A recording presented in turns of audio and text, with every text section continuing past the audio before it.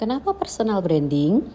Saya mulai personal branding karena ingin mendokumentasikan perjalanan hidup saya, berbagi keseharian, dan memberi inspirasi. Apakah teman-teman di sini juga ada yang membuat konten untuk dokumentasi kehidupan pribadi seperti saya? Siapa saya sebenarnya?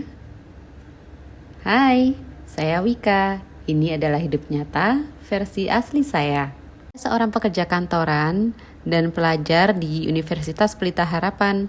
Saya suka cerita tentang keseharian, self-care, traveling, dan momen-momen seru. Saya membuat konten yang bervariasi yaitu tentang saya, keseharian, aktivitas kerja, traveling, hingga beauty transformation. Audiens saya anak muda 20 hingga 35 tahun, pekerja kantoran, beauty enthusiast, perempuan single, dan yang baru memulai traveling. Setelah saya amati, masalah audiens kita stres kerja, bingung cara recharge, dan takut mencoba treatment, padahal mereka penasaran. Tidak hanya itu, kita semua juga pasti pernah merasakan lelah dan juga membutuhkan inspirasi. Tentunya masalah audiens ini akan membuka peluang untuk saya buat konten yang ringan, menghibur, yang merasa relate, santai, dan juga menginspirasi. Saya tampil apa adanya, rutinitas harian, momen raw tanpa filter, memulai traveling, supaya audiens merasa kontennya real dan tidak disetting. Di sini saya akan memberikan 5 contoh konten saya dari konten pilar 1, yaitu tentang mini vlog pergi kerja dari rumah. Udah nyampe stasiun nih, ternyata naik kereta ya, aduh. Konten pilar kedua, saya membagikan journey transformation saya saat melakukan thread lift dan filler untuk project Dr. Andrew dengan Skin Clinic. Ini Dr. Andrew mau ngukur seberapa tinggi hidung gua perlu diperbaikin, karena apa? Karena hidung. Masih lanjut dengan journey transformation, untuk konten pilar ketiga, saya melakukan filler bibir dan juga pipi masih dengan Skin Clinic. Gue gitu.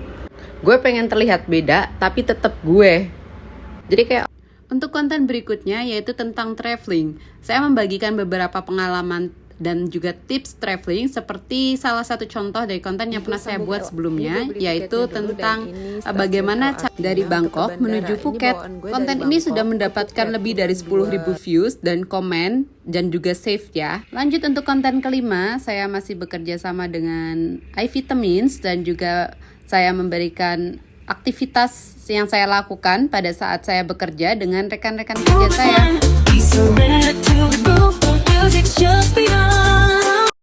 Untuk signature style saya selalu menggunakan visual yang sederhana, lalu juga dengan overlay text yang memudahkan orang untuk menonton tanpa suara ketika di kereta, tunarungu, dan lainnya. Selain itu, saya juga menerapkan jadwal post 4-5 kali seminggu, prime time jam 11, 3, dan 5 sore. Biasanya pada jam tersebut, orang akan mencari hiburan untuk scroll handphone sesaat untuk menghilangkan stres pada tekanan pekerjaan. Tidak hanya membuat konten, saya juga melakukan interaksi seperti membalas komen, memberikan CTA, dan juga memberikan informasi jika saya bekerja sama dengan suatu brand. Berikut ada insight performance, fokus pada views, watch time, retention rate, dan traffic source.